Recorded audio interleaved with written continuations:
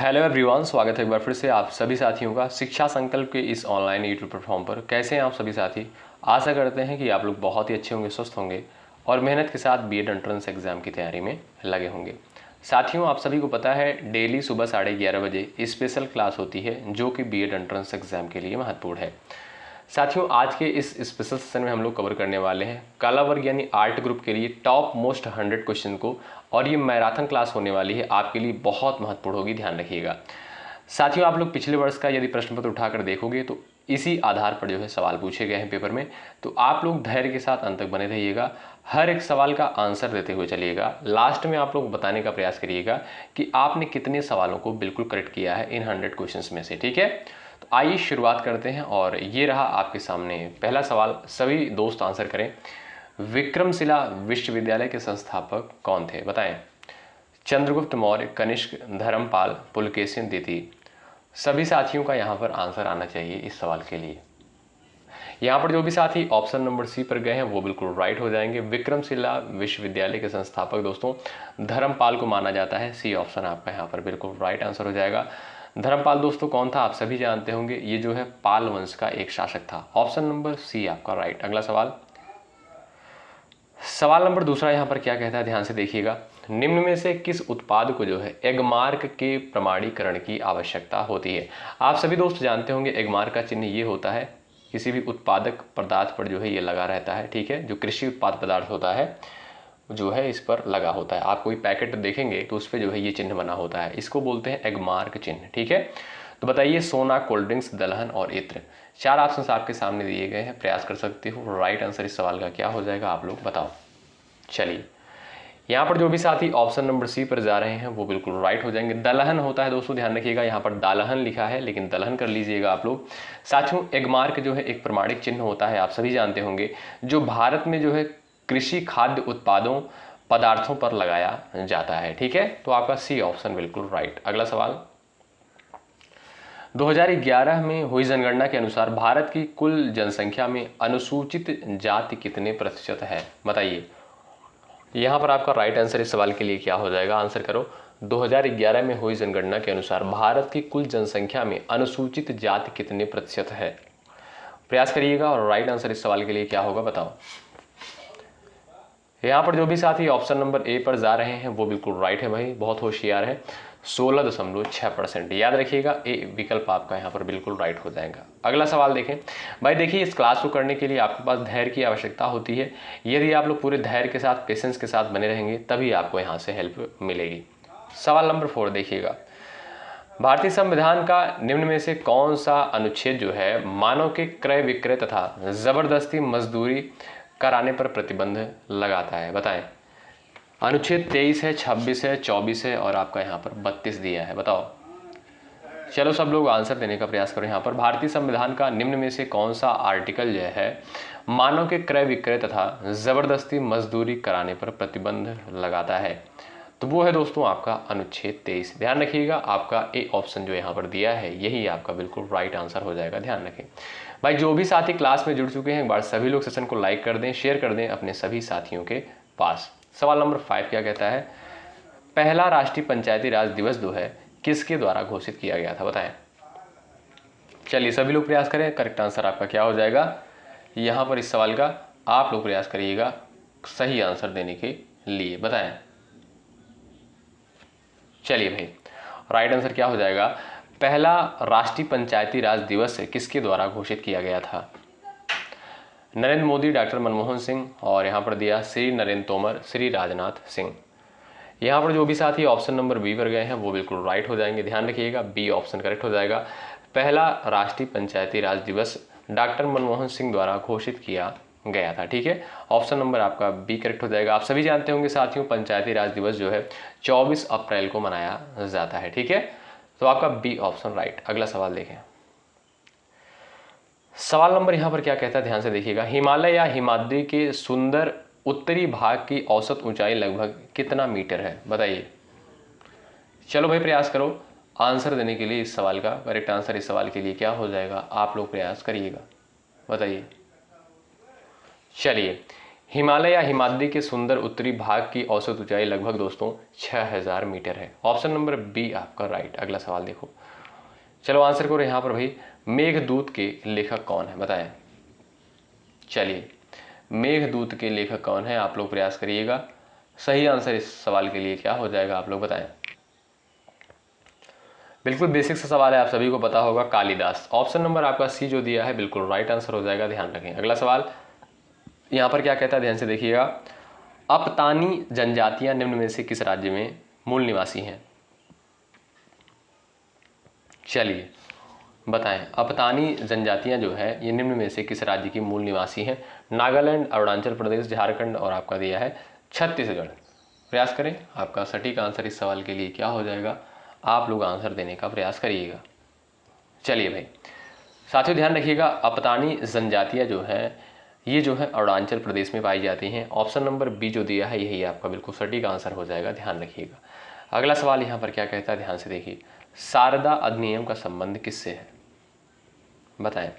शारदा अधिनियम का संबंध जो है किससे है, सभी लोग प्रयास करें।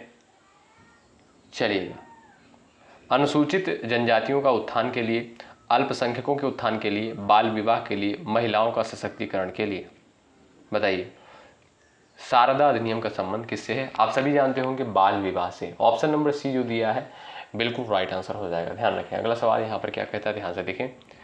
पानीपत की लड़ाई में बाबर ने किसकी सेना का सामना किया था बताइए। प्रयास करें, आपका राइट आंसर इस सवाल के लिए क्या हो जाएगा बताएं। पानीपत की लड़ाई में बाबर ने किसकी सेना का सामना किया था। चलिए सभी का आंसर आना चाहिए इस सवाल के लिए, आपका करेक्ट आंसर क्या हो जाएगा बताओ। जयचंद, हेमू, दौलत खां, इब्राहिम लोदी। पानीपत की लड़ाई में बाबर ने जो है किसकी सेना का सामना किया था, इब्राहिम लोदी का। ऑप्शन नंबर डी आपका यहाँ पर दोस्तों जो दिया है बिल्कुल राइट और करेक्ट आंसर हो जाएगा, ध्यान रखिएगा। अगला सवाल यहाँ पर क्या कहता है, ध्यान से देखें। स्मार्ट मनी शब्द किसके लिए प्रयोग होता है बताएं। स्मार्ट मनी शब्द जो है किसके लिए प्रयोग होता है, यहाँ पर आप लोग आंसर कर सकते हो। सही आंसर क्या हो जाएगा इस सवाल के लिए बताएं। क्रेडिट कार्ड के लिए, इंटरनेट बैंकिंग के लिए, ई बैंकिंग के लिए, कैश विद परचेस के लिए, बताएं स्मार्ट मनी शब्द किसके लिए प्रयोग होता है बताइए। चलिए भाई प्रयास करिएगा, आप सभी दोस्त जानते होंगे ऑप्शन नंबर आपका ए बिल्कुल राइट हो जाएगा। स्मार्ट मनी शब्द का प्रयोग जो है क्रेडिट कार्ड के लिए होता है। आपका ए ऑप्शन जो यहाँ पर दिया है साथियों ये बिल्कुल राइट आंसर हो जाएगा, ध्यान रखें। अगला सवाल देखें क्या कहता है भाई।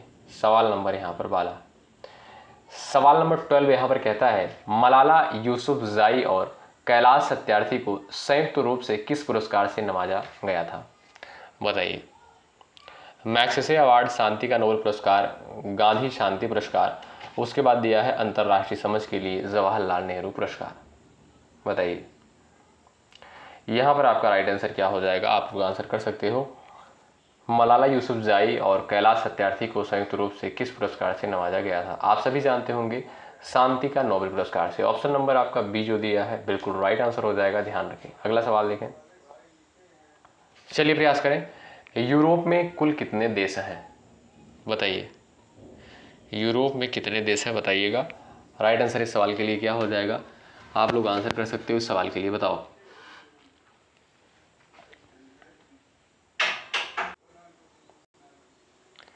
चलिए प्रयास करिएगा, आपका राइट आंसर क्या हो जाएगा। यूरोप में कुल कितने देश हैं बताओ।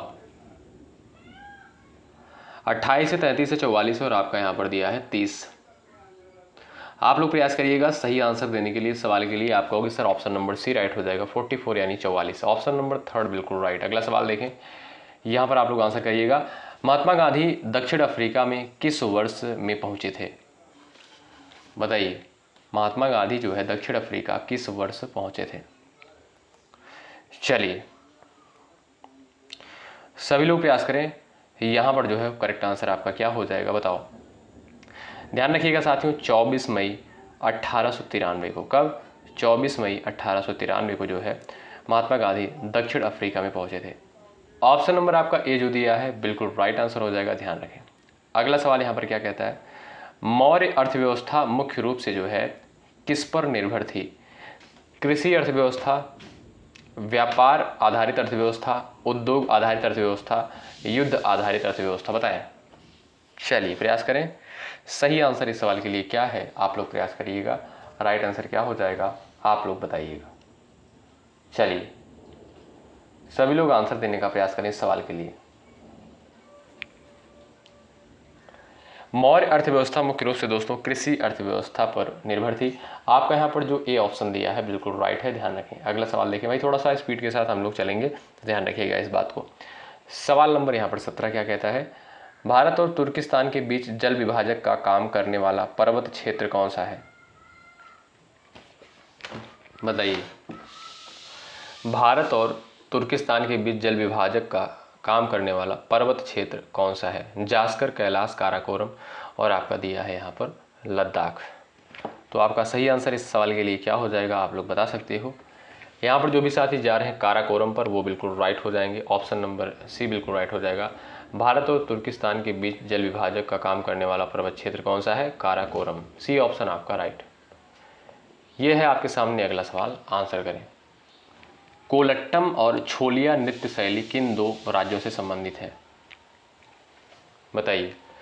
कोलट्टम और छोलिया नृत्य शैली किन दो राज्यों से संबंधित है, प्रयास करिएगा। आपका सटीक और सही आंसर इस सवाल के लिए क्या हो जाएगा, बताओ। आंसर करो सब लोग, चलिएगा।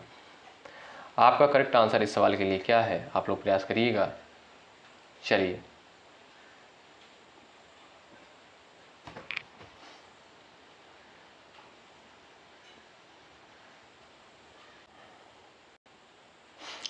साथियों, यहाँ पर देखोगे कोलट्टम जो है ये कहाँ का है, अगर आपसे पूछा जाए आप कहोगे सर आंध्र प्रदेश का, ठीक है। और छोलिया कहाँ का है दोस्तों, ये उत्तर प्रदेश का दोस्तों छोलिया नहीं है, बल्कि ये है आपका कहाँ का, ये है आपका उत्तराखंड का, ठीक है। तो इस ऑप्शन को आप लोग थोड़ा सा सही कर लीजिएगा, उत्तर प्रदेश की जगह आप लोग उत्तराखंड कर लीजिएगा, तो आपका बी ऑप्शन बिल्कुल राइट आंसर हो जाएगा, ध्यान रखें। अगला सवाल ये रहा आपके सामने, आंसर देने का प्रयास करो सब लोग। भारत में किस संसदीय समिति की सामान्यतः अध्यक्षता विपक्ष के प्रमुख सदस्य द्वारा की जाती है, बताइए। सभी लोग प्रयास करें। भारत में किस संसदीय समिति की सामान्यतः अध्यक्षता विपक्ष के प्रमुख सदस्य द्वारा की जाती है, बताइए। चलिए सभी लोग प्रयास करें। यहाँ पर आपका सवाल नंबर 19 का राइट आंसर क्या हो जाएगा, बताएं। भारत में किस संसदीय समिति की सामान्यतः अध्यक्षता विपक्ष के प्रमुख सदस्य द्वारा की जाती है, तो यहाँ पर आपका राइट आंसर हो जाएगा दोस्तों लोक लेखा समिति। ऑप्शन नंबर डी जो दिया है ये आपका बिल्कुल करेक्ट आंसर हो जाएगा। अगला सवाल ये रहा आपके सामने, निम्नलिखित में से कौन सा विकल्प जो है पीने के पानी का सर्वश्रेष्ठ उदाहरण मापदंड नहीं है, बताएं। दूषणकारी तत्व से मुक्त, लाभकारी पदार्थों से युक्त, एसिडिक पीएच, स्वादिष्ट, बताइए। सभी लोग आंसर करें। यहाँ पर आपका करेक्ट आंसर क्या हो जाएगा, चलिएगा चलिए भाई प्रयास करिएगा। यहाँ पर आपका करेक्ट आंसर क्या हो जाएगा, निम्नलिखित में से कौन सा विकल्प जो है पीने के पानी का सर्वश्रेष्ठ उदाहरण मापदंड नहीं है। दोस्तों ये स्वादिष्ट जो होता है ये आपका मापदंड नहीं होता है, ठीक है। तो आपका डी ऑप्शन जो है बिल्कुल राइट आंसर हो जाएगा, ठीक है। ऑप्शन नंबर डी आपका करेक्ट है। अगला सवाल देखें, पीने के पानी में फ्लोराइड की कितनी मात्रा की सिफारिश की जाती है, बताइए। सही आंसर क्या हो जाएगा, आप लोग प्रयास करें। राइट आंसर क्या है, पीने के पानी में फ्लोराइड की कितनी मात्रा की सिफारिश की जाती है, चलिए। सही आंसर क्या है इस सवाल के लिए, आप लोग प्रयास करें। चलिए यहाँ पर साथियों जो आपका सही आंसर हो जाएगा वो हो जाएगा option number D 0.7 ppm। Option number D आपका यहाँ पर राइट है। लास्ट में आपको ज़रूर बताना है कि आपने कितने सवालों को बिल्कुल राइट किया है, और आप सभी लोगों से निवेदन है कि आप लोग लाइक की संख्या बढ़ाते चलें। इसमें आपका कोई पैसा कोई चार्ज नहीं लगता है, और जो भी साथी चैनल पर नए हैं कृपया करके सब्सक्राइब करके बेल आइकन को प्रेस कर लें। सवाल नंबर 22, निम्नलिखित में से किस राज्य में सर्वप्रथम भूमिगत जल की कमी से बचने के लिए प्रत्येक भवन में वर्षा जल के पानी के संचयन को अनिवार्य किया था, बताएं। महाराष्ट्र, तमिलनाडु, गुजरात और आपका दिया है बिहार। चलिए सभी लोग प्रयास करें। यानी वर्षा जल को जो है सबसे पहले किस राज्य के द्वारा संचयन किया गया था, यानी बचाया गया था, यानी बचाव किया गया था, बताएं। महाराष्ट्र, तमिलनाडु, गुजरात और आपका बिहार। आपका यहाँ पर बी ऑप्शन राइट हो जाएगा, तमिलनाडु के द्वारा। बी ऑप्शन आपका राइट। अगला सवाल देखें, ये रहा आपका सवाल नंबर 23। उपग्रह इनसैट 2E का प्रक्षेपण जो है किससे किया गया था? चलिए, ये आप कह सकते हो कहाँ से किया गया था। सभी लोग प्रयास करें। राइट आंसर इस सवाल के लिए क्या है, आप लोग प्रयास करिएगा। सभी साथी आंसर देने का प्रयास करो। चलिए सभी लोग प्रयास करें। यहाँ पर सही आंसर क्या हो जाएगा इस सवाल के लिए, बताएं। उपग्रह इनसैट 2E का प्रक्षेपण जो है कहाँ से किया गया था? गुयाना अंतरिक्ष केंद्र से। ऑप्शन नंबर आपका यहाँ पर बी जो दिया है बिल्कुल राइट आंसर हो जाएगा, ध्यान रखें। अगला सवाल क्या कहता है, ध्यान से देखें। भारतीय हरित क्रांति के दौरान निम्नलिखित में से किन अनाजों का अत्यधिक उत्पादन किया गया था? बताइए। गेहूं और ज्वार, चावल और ज्वार, गेहूं और चावल, ज्वार और कपास। बताएं भाई, आपका सही आंसर इस सवाल का क्या हो जाएगा? सभी का आंसर आना चाहिए। इसका करेक्ट आंसर क्या है सवाल नंबर 24 का, बताएं। भारतीय हरित क्रांति के दौरान निम्नलिखित में से किन अनाजों का अत्यधिक उत्पादन किया गया था? तो गेहूं और चावल का। ठीक है, तो आपका यहाँ पर सी ऑप्शन जो दिया है यही आपका सटीक आंसर है। जो भी साथी सी ऑप्शन पर टिक किए हैं वो बिल्कुल होशियार है, उनका आंसर बिल्कुल राइट हो जाएगा। ठीक है भाई, आइए अगला सवाल देख लेते हैं। ये रहा आपका 25 नंबर का क्वेश्चन। निम्नलिखित में से किसने 1857 के विद्रोह को दबाने के लिए अंग्रेजों को सहायता प्रदान नहीं की? बताइए, आंसर करो सब लोग। यहाँ पर राइट आंसर आपका क्या हो जाएगा, प्रयास करिएगा, बताइए। चलिएगा, निम्नलिखित में से किसने 1857 के विद्रोह को दबाने के लिए अंग्रेजों को सहायता प्रदान नहीं की? चलिए भैया आंसर करें, सोचिए, विचार करिए और आंसर देने का प्रयास करिए इस सवाल के लिए। बताओ। पूरे 100 सवालों को यहाँ पर कवर किया गया। आप लोग पूरे धैर्य के साथ अंत तक बने रहिएगा। अगर आपको स्पीड थोड़ा सा कम लग रही हो तो आप लोग स्पीड को बढ़ाकर देख सकते हो। यूट्यूब में जो है ये सुविधा है कि आप लोग 2x पर करके वीडियो देख सकते हो। ठीक है, तो आपका साथियों यहाँ पर बी ऑप्शन जो दिया है बिल्कुल राइट आंसर हो जाएगा। ठीक है, आपका बी ऑप्शन यहाँ पर बिल्कुल राइट आंसर होगा। चलिए आगे बढ़ते हैं और सवाल नंबर यहाँ पर आपका 26 है। सभी लोग यहाँ पर आंसर देने का प्रयास करेंगे इस सवाल का। सवाल नंबर 26 कहता है, ध्यान से देखें। ब्रिटिश भारत सरकार ने जो है बंगाल के विभाजन को लागू करने के निर्णय की घोषणा कब की थी? बताइए। 7 अगस्त 1905 को, 19 जुलाई 1905 को, 16 अक्टूबर 1905 को, 1 सितंबर 1905 को। बताइए, ब्रिटिश भारत सरकार ने जो है बंगाल के विभाजन को लागू करने के निर्णय की घोषणा कब की थी? ध्यान रखिएगा, आप लोग आंसर करिएगा। यहाँ पर आपका सटीक आंसर क्या हो जाएगा इस सवाल के लिए, बताएं। चलिए, यहाँ पर जो भी साथी जा रहे हैं ऑप्शन नंबर बी पर, उनका आंसर बिल्कुल राइट हो जाएगा। 19 जुलाई 1905 को जो है घोषणा करी गई थी, आप सभी साथी जानते हैं। और 16 अक्टूबर 1905 को जो है विभाजन किया गया था। ठीक है, अगला सवाल यहाँ पर देखें, आंसर करें। गदर आंदोलन के नेता कौन थे? बताइए, गदर आंदोलन के नेता कौन थे? आप लोग प्रयास करिएगा। सभी साथी यहाँ पर करेक्ट आंसर क्या हो जाएगा, बताएं। चलिए, यहाँ पर आपका राइट आंसर क्या हो जाएगा साथियों? गदर आंदोलन के जो प्रमुख नेता थे उनका नाम क्या था? सोहन सिंह थे, और आप कह सकते हो लाला हरदयाल थे। तो आपका यहाँ पर ए ऑप्शन जो दिया है बिल्कुल राइट आंसर हो जाएगा। ए विकल्प आपका बिल्कुल सटीक और सही आंसर हो जाएगा, ध्यान रखें। अगला सवाल देखिएगा, सवाल नंबर यहाँ पर 28 क्या कहता है, ध्यान से देखें। 1927 में महाराष्ट्र में महासत्याग्रह किसने आरंभ किया था? बताइए। चलिए आंसर करें सभी लोग। आपका यहाँ पर करेक्ट आंसर क्या हो जाएगा? 1927 में महाराष्ट्र में महासत्याग्रह किसने आरंभ किया था? महात्मा गांधी ने, सरदार वल्लभ भाई पटेल ने, डॉक्टर बी.आर. अम्बेडकर ने, ज्योतिबा फुले ने। बताएं सही आंसर क्या हो जाएगा इस सवाल के लिए। आप सभी साथी प्रयास करो। यहाँ पर जो भी साथी सी ऑप्शन पर गए हैं वो बिल्कुल यहाँ पर राइट हो जाएंगे।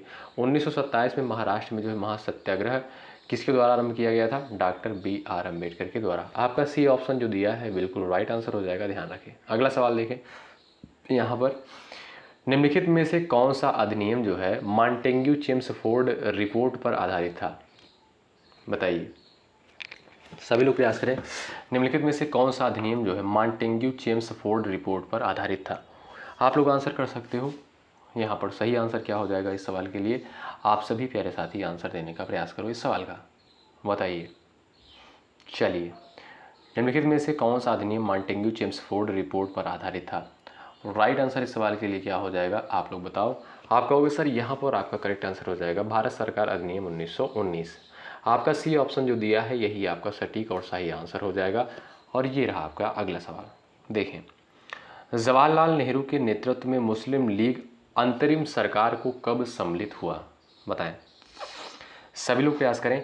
जवाहरलाल नेहरू के नेतृत्व में मुस्लिम लीग अंतरिम सरकार को कब सम्मिलित हुई थी? चलिए बताएं, सही आंसर इस सवाल के लिए क्या है आप लोग प्रयास करिएगा। 2 सितंबर 1946 को। ऑप्शन नंबर आपका ए जो दिया है ये आपका बिल्कुल राइट आंसर हो जाएगा, ध्यान रखें। अगला सवाल यहाँ पर देखें क्या कहता है, ध्यान से देखिएगा।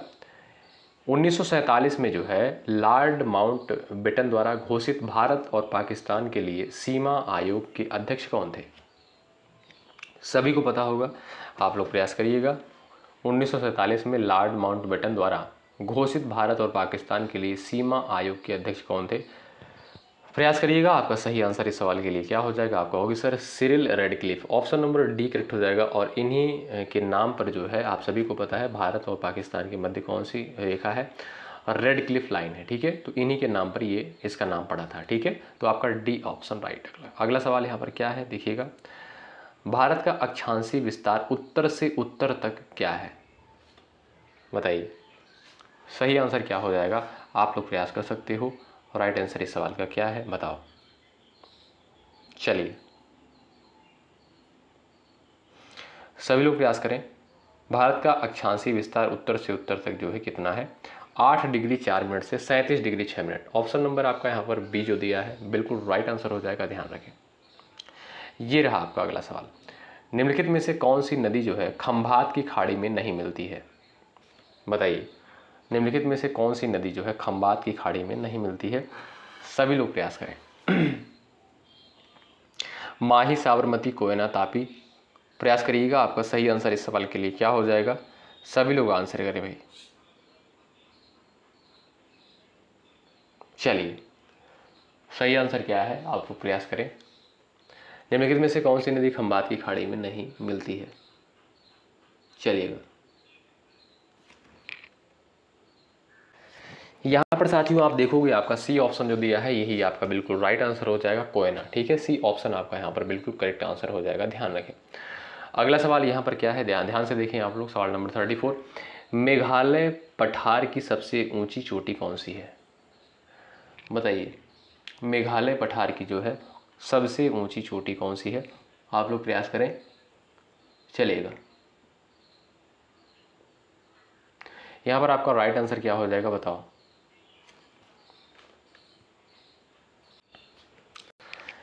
बताइए भाई, मेघालय पठार की सबसे ऊंची चोटी जो है कौन सी है? आप सभी जानते होंगे भाई, शिलांग चोटी। ऑप्शन नंबर आपका डी जो दिया है यहाँ पर राइट आंसर होगा। अगला सवाल यहाँ पर क्या है, ध्यान से देखें, आंसर करें। भूटिया जनजातियाँ जो अपनी पारंपरिक व्यवस्था, वेशभूषा और भाषा शैली के लिए जानी जाती हैं किन राज्य में पाई जाती हैं? यानी आपसे सीधा सवाल पूछ सकता है कि भूटिया जनजाति कहाँ पर पाई जाती है? बताओ सब लोग। सिक्किम, नागालैंड, अरुणाचल प्रदेश, त्रिपुरा में। बताएं, यहाँ पर सभी का आंसर इस सवाल के लिए आना चाहिए। बताओ, भूटिया जनजाति जो है कहाँ पर पाई जाती है? बताइए। आप कहोगे सर सिक्किम में। ऑप्शन नंबर आपका ए जो दिया है यही आपका बिल्कुल राइट और करेक्ट आंसर हो जाएगा, ध्यान रखें। ए ऑप्शन आपका यहाँ पर बिल्कुल सटीक आंसर है। अगला सवाल हम लोग यहाँ पर देखते हैं भाई, सवाल नंबर 2000 यहाँ पर है, क्या कहता है सवाल नंबर 36। ध्यान से देखें और भाई देखिए, धैर्य के साथ बने रहिएगा आप लोग, क्लास को बीच में छोड़कर मत भागिएगा, क्योंकि बड़ी मेहनत के साथ ये सारी चीज़ तैयार करी गई हैं आपके लिए। चलिए, 2011 की जनगणना रिपोर्ट के अनुसार निम्नलिखित में से किस राज्य में जनसंख्या घनत्व सर्वाधिक है? सभी को पता होगा, पश्चिम बंगाल, केरल, उत्तर प्रदेश और आपका दिया है बिहार। सर्वाधिक जनसंख्या घनत्व वाला राज्य जो है कौन सा है 2011 की जनगणना के अनुसार? बताइए। सभी लोग भाई इस सेशन को लाइक करते हुए चलें, और जो भी साथी चैनल पर नए हैं कृपया करके चैनल से जुड़ जाएं, सब्सक्राइब करके बेल आइकन को प्रेस कर लें अगर हमारा प्रयास आपको बेहतर लग रहा है। आपका यहाँ पर डी ऑप्शन जो दिया है बिल्कुल राइट आंसर हो जाएगा। सर्वाधिक जनसंख्या घनत्व वाला राज्य हुआ आपका बिहार। अगला सवाल, चलिए, छुओ और जाओ का संबंध किस समूह की विशेषता है? द्वितीयक समूह, प्राथमिक समूह, अर्ध प्राथमिक समूह, आभासी समूह। बताइए यहाँ पर आपका सही आंसर क्या हो जाएगा? आप लोग बता सकते हो, आंसर कर सकते हो। चलिए भाई, आप कहोगे सर यहाँ पर राइट आंसर हो जाएगा आपका आभासी समूह। डी ऑप्शन बिल्कुल राइट। अगला सवाल देखो, ध्यान से देखें। रेडिकल सोशियोलॉजी ने किस उपागम को अपना केंद्र मानकर बुद्धिजीवियों, विचारधाराओं और नीतियों को आकर्षित किया है? बताइए, संरचनात्मक उपागम, प्रकार्यात्मक उपागम, ए और बी दोनों, संघर्ष उपागम, बताएं। चलिएगा सभी लोग बताएं यहां पर आपका राइट आंसर क्या हो जाएगा? रेडिकल सोशियोलॉजी ने किस उपागम को अपना केंद्र मानकर बुद्धिजीवियों, विचारधाराओं और नीतियों को आकर्षित किया? तो ध्यान रखें, प्रकार्यात्मक उपागम को। ऑप्शन नंबर आपका बी जो दिया है यही आपका राइट हो जाएगा। अगला सवाल देखें, सवाल नंबर यहाँ पर 39 है। क्या है? देखिए, दुर्खिम किस विद्वान के विचारों से सबसे अधिक प्रभावित थे? चलिए सभी लोग प्रयास करें। यहां पर आपका राइट आंसर क्या हो जाएगा? दुर्खिम किस विद्वान के विचारों से सबसे अधिक प्रभावित थे?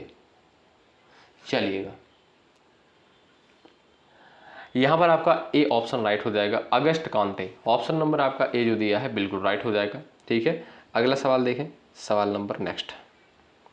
यहां पर सवाल नंबर 40 कहता है, एक समूह जिससे तुलना करके हम अपनी स्थिति की परख करते हैं क्या कहलाता है? स्वजन समूह, समकक्ष समूह, द्वितीयक समूह, संदर्भ समूह। बताइए सभी लोग बताएं, एक समूह जिससे तुलना करके हम अपनी स्थिति की परख करते हैं वो क्या कहलाता है? वो दोस्तों आपका संदर्भ समूह कहलाता है। ठीक है, तो डी ऑप्शन जो दिया है यही आपका बिल्कुल राइट आंसर है। अगला सवाल, पश्चिमी दर्शन में धर्म को माना गया है सैद्धांतिक, व्यवहारिक, दैवीय, सामाजिक। बताइए सभी लोग बताएं, पश्चिमी दर्शन में धर्म को माना गया है सैद्धांतिक, व्यवहारिक, दैवीय, सामाजिक। बताएं सभी लोग बताएं भाई। चलिए प्रयास करिएगा, आपका सटीक और सही आंसर क्या हो जाएगा इस सवाल के लिए? यहाँ पर आपका सी ऑप्शन साथियों बिल्कुल राइट हो जाएगा। पश्चिमी दर्शन में धर्म को जो है एक दैवीय माना गया है। ऑप्शन नंबर सी बिल्कुल राइट। अगला सवाल देखें, सवाल नंबर 42 है, पुनर्जन्म की धारणा पर किस व्यवस्था पर बल दिया जाता है? बताइए, पुनर्जन्म की धारणा पर किस व्यवस्था पर बल दिया जाता है? चलिए प्रयास करें, आपका सही आंसर क्या हो जाएगा बताओ। चलिए भाई सभी लोग आंसर करें। यहाँ पर आपका सटीक आंसर क्या हो जाएगा? पुनर्जन्म की धारणा पर किस व्यवस्था पर बल दिया जाता है? सही आंसर हो जाएगा संस्कार व्यवस्था पर। ऑप्शन नंबर सी जो दिया है बिल्कुल राइट है। अगला सवाल, यहाँ पर सवाल नंबर 43 है, उपयोगितावाद का चरम उद्देश्य क्या है? बताएं। अधिकतम सुख की प्राप्ति, मोक्ष की प्राप्ति, निर्वाण प्राप्ति, मुक्ति। बताएं उपयोगितावाद का चरम उद्देश्य क्या है? चलिए, उपयोगितावाद का चरम उद्देश्य दोस्तों अधिकतम सुख की प्राप्ति। ऑप्शन नंबर आपका ए राइट। अगला सवाल यहां पर देखिएगा ध्यान से, मनोविश्लेषणात्मक उपागम का प्रतिपादन किसने किया था? चलिए, मनोविश्लेषणात्मक उपागम का प्रतिपादन किसके द्वारा किया गया था? चलिए सभी लोग बताएं भाई। यहां पर जो भी साथी ऑप्शन नंबर सी पर गए हैं वो बिल्कुल राइट हो जाएंगे। ध्यान रखें, सेल्डन के द्वारा। ऑप्शन नंबर आपका सी बिल्कुल राइट हो जाएगा। अगला सवाल ये रहा आपके सामने,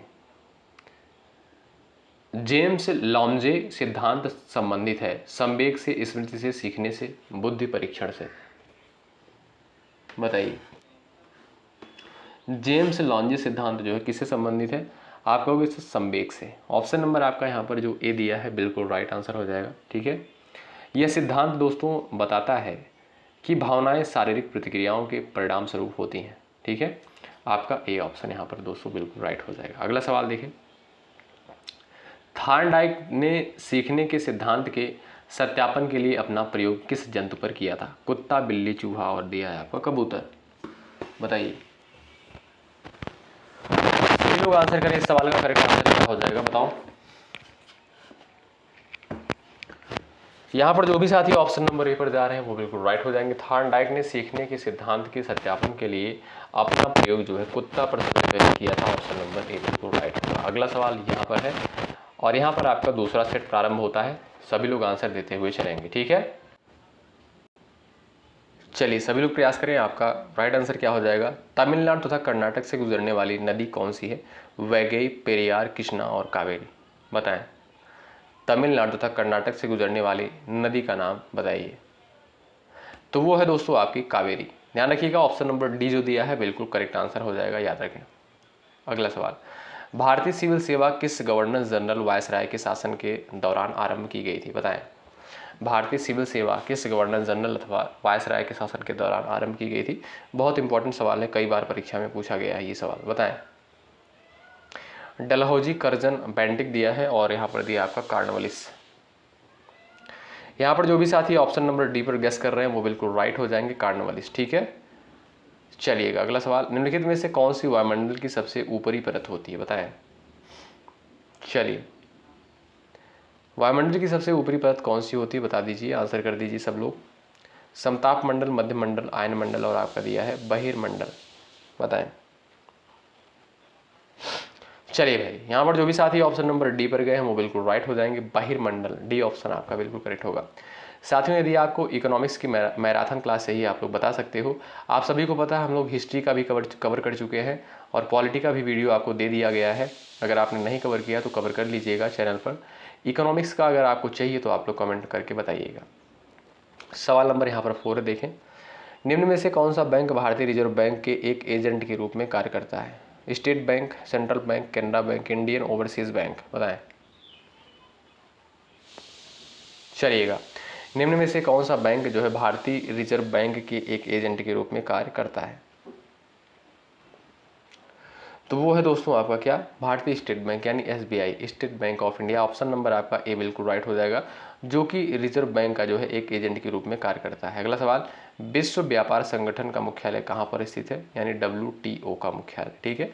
सवाल पूछता है दोस्तों, जैसे WTO का कभी पूछ लेता है, कभी आपसे पूछ लेगा WHO का मुख्यालय कहाँ पर स्थित है, या वर्ल्ड बैंक का मुख्यालय कहाँ पर स्थित है, या IMF का मुख्यालय कहाँ पर स्थित है, यानी इंटरनेशनल मॉनेटरी फंड का। इस तरीके से जो है जो भी अंतर्राष्ट्रीय संगठन है इसका मुख्यालय जो है आपसे पेपर में पूछता है, ठीक है। तो बताएं, विश्व व्यापार संगठन का मुख्यालय कहाँ पर स्थित है? आप कहोगे सर जिनेवा में। ऑप्शन नंबर आपका यहाँ पर बिल्कुल राइट हो जाएगा।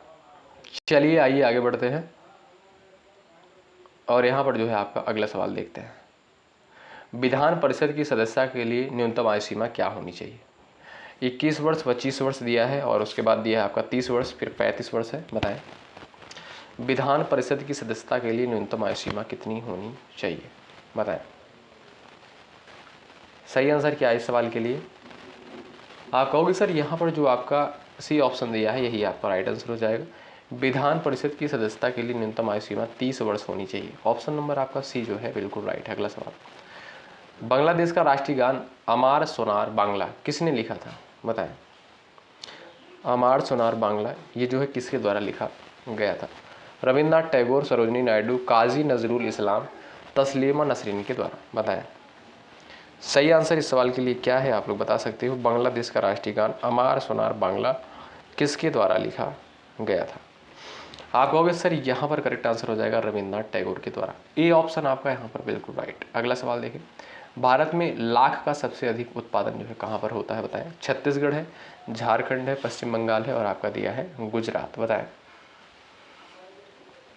चलिए सभी लोग बताएं, सही आंसर इस सवाल के लिए क्या है? आप लोग प्रयास करिएगा, चलिएगा। यहाँ पर आपका करेक्ट आंसर क्या हो जाएगा? आप कहोगे सर यहाँ पर राइट आंसर हो जाएगा आपका क्या भाई? झारखंड, ठीक है। ऑप्शन नंबर बी करेक्ट हो जाएगा। लाख का उत्पादन सबसे अधिक जो है झारखंड में होता है। अगला सवाल, भारत में लिग्नाइट का खनन कहाँ होता है? लिग्नाइट दोस्तों आप सभी को पता होगा एक कोयले का जो है रूप है। झरिया में, कोरबा में और नेवेली दिया है, भद्रावती दिया है। बताएं, भारत में लिग्नाइट का खनन जो है कहाँ पर होता है? बताइए। सभी लोग इस सवाल का आंसर देते हुए चले और लाइक की संख्या बढ़ती रहनी चाहिए, इसमें कोई कमी नहीं होनी चाहिए। साथ ही इसमें आपका कोई पैसा जो है नहीं लगता है। हमारा मनोबल बढ़ता है, आपके लिए बेहतरीन कंटेंट लाने का प्रयास करते हैं। और आप सभी को ये भी पता है कि एग्ज़ाम डेट जो है आपके करीब है, तो इसलिए मेहनत के साथ तैयारी में लगे रहें। और आप लोग जो है रीजनिंग के प्रैक्टिस सेट लगाइए, खूब लगाइए, ठीक है। क्योंकि रीजनिंग क्या है, आपका स्कोरिंग सब्जेक्ट होता है। हिंदी हो गया, रीजनिंग हो गया, ये सभी आपके स्कोरिंग सब्जेक्ट होते हैं। आप सभी को पता है, बताने की आवश्यकता नहीं है। जीके जीएस में आप सभी जानते हैं, सबको पता होता है कि कोई कंफर्म नहीं होता है कि कहाँ से प्रश्न पूछा जा सकता है, ठीक है। इसलिए आप लोग हिंदी को अच्छे से प्रैक्टिस करिए और रीजनिंग जो है अच्छे से प्रैक्टिस करिए, जिससे गलतियाँ ना हो। चलिए, भारत में लिग्नाइट का खनन कहाँ होता है बताएं। ये आपका दोस्तों नवेली में होता है। ऑप्शन नंबर सी जो है बिल्कुल राइट हो जाएगा। अगला सवाल आंसर करें सब लोग। निम्नलिखित में से कौन जो है उष्णकटिबंधीय पतझड़ी पौधा है जो दक्कन के पठार की विशेषता है। सागौन, शीशम, चंदन और साल, बताएं।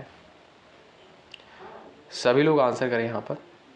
निम्नलिखित में से कौन जो है उष्णकटिबंधीय पतझड़ी पौधा है जो दक्कन के पठार की विशेषता है। सागौन, शीशम, चंदन, साल। वो है दोस्तों आपका चंदन का वृक्ष। ऑप्शन नंबर आपका सी जो है बिल्कुल राइट आंसर हो जाएगा, ठीक है। अगला सवाल देखें यहाँ पर। समुदाय के लिए क्या अनिवार्य नहीं है। धर्म, एकता, विचार, भावना, बताइए। समुदाय के लिए क्या अनिवार्य नहीं है। धर्म, एकता, विचार, भावना। सबका आंसर आना चाहिए इस सवाल के लिए। साथियों, समुदाय के लिए जो है अगर देखा जाए, एकता, विचार, भावना, तीनों की अनिवार्यता होती है, लेकिन धर्म की अनिवार्यता नहीं होती है। तो आपका यह ऑप्शन जो है राइट है। अगला सवाल देखें। निम्नलिखित में से संसार का सबसे अधिक प्रचलित विवाह कौन सा है। एकल विवाह, प्रयोगात्मक विवाह, मैत्री विवाह, बहुभ्रांत विवाह, बताएं। चलिए, निम्नलिखित में से संसार का सबसे अधिक प्रचलित विवाह कौन सा है। चलिए, सभी का आंसर आना चाहिए इस सवाल के लिए। अब जो भी साथी यहाँ पर जा रहे हैं ऑप्शन नंबर ए पर, उनका आंसर बिल्कुल राइट हो जाएगा। सबसे अधिक जो प्रचलित विवाह है दोस्तों, वो है आपका एकल विवाह, ठीक है। तो आपका ए ऑप्शन राइट हो जाएगा। अगला सवाल देख लो। द्वैत का सिद्धांत जो है किसके द्वारा दिया गया था, बताएं। प्रयास करें, आपका इसका सही आंसर क्या हो जाएगा इस सवाल के लिए, बताएं। द्वैत सिद्धांत के प्रवर्तक कौन थे। चलिए साथियों, निम्बकाचार्य थे, ठीक है। तो आपका यहाँ पर जो है मिस्टेक है क्वेश्चन में। तो आपका राइट आंसर क्या हो जाएगा दोस्तों, निम्बकाचार्य हो जाएगा, ठीक है। यहाँ पर आपका सारे ऑप्शन गलत है, निम्बकाचार्य होगा। अगला सवाल यहाँ पर क्या कहता है। पतंजलि योग संबंध है न्याय दर्शन से, सांख्य दर्शन से, चार्वाक से, वैशेषिक दर्शन से, बताएं। चलिए सभी लोग प्रयास करें। और यहाँ पर भी हमको मिस्टेक लग रहा है क्वेश्चन में, क्यों भाई। योग दर्शन दोस्तों होना चाहिए यहाँ पर, ठीक है। लेकिन ऑप्शन में जो है योग दर्शन नहीं दिया गया है, ठीक है। तो पतंजलि योग का संबंध किससे है, योग दर्शन से होता है, ठीक है, ना कि न्याय दर्शन, सांख्य दर्शन, चार्वाक और आपका वैशेषिक दिया है। गलत ऑप्शन है, आप लोग योग दर्शन कर लीजिएगा, ठीक है। अगला सवाल देख लो यहाँ पर। चलिए आंसर करिए। जैन धर्म का सबसे महत्वपूर्ण ग्रंथ है, बताएं। चलिए, जैन धर्म का सबसे महत्वपूर्ण ग्रंथ है, सभी लोग प्रयास करें। करेक्ट आंसर इस सवाल के लिए क्या हो जाएगा, बताएं। जैन धर्म का सबसे महत्वपूर्ण ग्रंथ कौन सा है। त्रिपिटक है, कल्पसूत्र है, तोराह है, बाइबिल है। साथियों, त्रिपिटक जो है आप सभी जानते हैं ये बौद्धों का धर्म ग्रंथ है। कल्पसूत्र जो है ये आपका जैन धर्म से संबंधित है, ठीक है, जैन धर्म से रिलेटेड है। ऑप्शन नंबर बी आपका राइट हो जाएगा। अगला सवाल यहाँ पर आपके स्क्रीन पर लग चुका है, आंसर देखें। चलिए भाई, प्रयोगात्मक मनोविज्ञान सर्वप्रथम कहाँ आरंभ हुआ था, बताएं। चलिए, जर्मनी में, संयुक्त राज्य अमेरिका में, फ्रांस में और आपका दिया है इंग्लैंड में। सब लोग आंसर करें इस सवाल का। प्रयोगात्मक मनोविज्ञान सर्वप्रथम कहाँ आरंभ हुआ था, बताओ। आप कहोगे सर यहाँ पर जो आपको राइट आंसर हो जाएगा, क्या हो जाएगा, आप लोग भी एक बार प्रयास कर सकते हो। जर्मनी पर जो भी साथी जा रहे हैं वो बिल्कुल राइट है। प्रयोगात्मक मनोविज्ञान सर्वप्रथम जो है कहाँ आरंभ हुआ, जर्मनी में। अगला सवाल, बुद्धि लब्धि का सूत्र किस मनोवैज्ञानिक ने दिया था, बताएं। बुद्धि लब्धि का सूत्र जो है सबसे पहले किसके द्वारा दिया गया था, बिनी स्टर्न वुड साइमन। इस सवाल का आपका राइट आंसर क्या हो जाएगा, आप सभी जानते होंगे। आपका करेक्ट आंसर इस सवाल के लिए क्या हो जाएगा, स्टर्न। यहाँ पर आपका बी ऑप्शन बिल्कुल राइट आंसर होगा। अगला सवाल देखें। व्यवहारवाद उपागम के प्रवर्तक कौन है, बताएं। चलिए, व्यवहारवाद उपागम के प्रवर्तक कौन है? आंसर कर सकते हो इस सवाल के लिए, चलिएगा बताएं। वाटसन ऑप्शन नंबर आपका यहाँ पर बिल राइट हो जाएगा। व्यवहारवाद उपागम के प्रवर्तक वाटसन थे, ऑप्शन नंबर बी करेक्ट होगा। अगला सवाल, यूरोप के उच्चतम पर्वत शिखरों में से एक माउंट एल्ब्रस कहाँ स्थित है? बताएं, माउंट एल्ब्रस जो है ये कहाँ पर स्थित है? प्रयास कर सकते हो। आपका सही और सटीक आंसर इस सवाल के लिए क्या हो जाएगा? आप कहोगे सर ये आपका कहाँ पर स्थित है? एक बार आप लोग प्रयास कर सकते हो सभी साथी। ये दोस्तों आपका रूस में स्थित है। ऑप्शन नंबर सी जो दिया है बिल्कुल राइट आंसर हो जाएगा, ध्यान रखें। और साथियों ये रहा आपका अगला सवाल, आंसर करें। भारतीय संविधान का निम्नलिखित में से कौन सा अनुच्छेद विधिक समता यानी कानून के सामने समानता से संबंधित है? यानी सभी लोग जो है कानून के सामने समान है। ये जो है किस आर्टिकल में है? 14, 13, 17 और 26 बताइए। चलिए यार ये आप कह सकते हो विधि के समक्ष समानता, तो यहाँ पर आपका ए ऑप्शन करेक्ट हो जाएगा। अनुच्छेद 14 के अंतर्गत जो है विधि के समक्ष समानता दिया गया है, ठीक है। बात करें दोस्तों अनुच्छेद 17 जो है ये बड़ा इंपॉर्टेंट, ये भी सवाल पूछता है। अनुच्छेद 17 किससे संबंधित है? अस्पृश्यता यानी छुआछूत से, ठीक है। तो आपका यहाँ पर बी ऑप्शन इस क्वेश्चन का आपका कौन सा ऑप्शन करेक्ट हो जाएगा? आप सभी जानते हैं अनुच्छेद 14 होगा, ठीक है। इस क्वेश्चन का ध्यान रखिएगा। तो साथियों यहाँ पर जो हम लोग लगभग 70 क्वेश्चंस को कवर कर लिए हैं। बाकी 30 क्वेश्चन आपको नेक्स्ट क्लास में देखने को मिलेंगे, क्योंकि आप लोग भी बोर हो जाते हो, पूरी क्लास को अटेंड नहीं करते हो अच्छे से, इसलिए आपसे मिलते हैं नेक्स्ट क्लास में, ठीक है। ये 40 मिनट की लगभग वीडियो हो गई है, आप लोग देख लीजिएगा। और बड़े इंपॉर्टेंट सवाल हैं, आप लोग बताइएगा कि आप लोगों ने इन 70 सवालों में से कितने सवालों को बिल्कुल करेक्ट करने का प्रयास किया है। एक बार सभी लोग सेशन को लाइक कर दें, शेयर कर दें अपने सभी साथियों के पास, ठीक है। मिलते हैं आपसे नेक्स्ट क्लास में, तब तक के लिए बाय बाय, टेक केयर, जय हिंद, जय भारत।